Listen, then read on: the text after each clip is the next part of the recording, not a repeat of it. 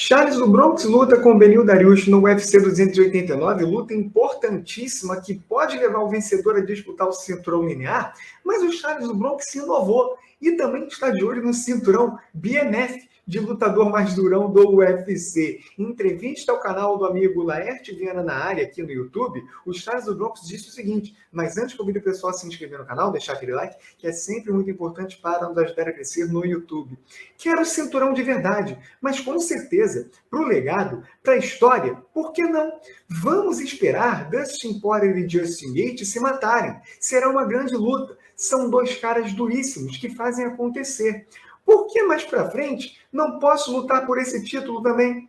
É uma coisa de cada vez. O foco agora é em Beneil Dariush. Vencendo Dariush, vou buscar o cinturão. E aí, quem sabe mais para frente, esse título. Obviamente, o cinturão BMF é um título de comemoração, é algo mais festivo do que propriamente importante, sério, porém, tem a sua valia. Inclusive, eu sempre trago essa informação. O cinturão BMF, ele é mais valioso em termos de material do que propriamente o cinturão linear. Pasmem, acreditem, mas é verdade. E aqui, o Charles do Bronx não vai diminuir a importância de um cinturão BMF, até porque cinturão é cinturão. Mesmo não tendo tanta importância, os fãs gostam. Então, sempre que um lutador tem um cinturão, é legal. É algo ainda mais para esses atletas colocarem em seus legados, em seus currículos. E o Charles do Bronx, por falar em currículo, já tem um currículo grandioso por si só, mas não custa aumentar. E seria muito interessante para ele ter também esse cinturão BMF, que aí tem até um enredo, porque o Charles Bronx já venceu o Dustin Poirier e o Justin Gaethje quando era campeão linear do peso leve do UFC. E, obviamente, ele, como um colecionador de bônus, já teve o cinturão linear. Por que não ter também um cinturão BMF? Os números do Charles Bronx já são de Hall da Fama do UFC, mas não custa sempre ampliar esses números, esses feitos e essa coleção de cinturão, botando mais um em sua casa. E para falar a verdade, o cinturão BMF coloca frente a frente os lutadores mais durões do UFC. E eu nem estou dizendo que o Dustin Poirier e o Justin Gaethje não são durões. São sim.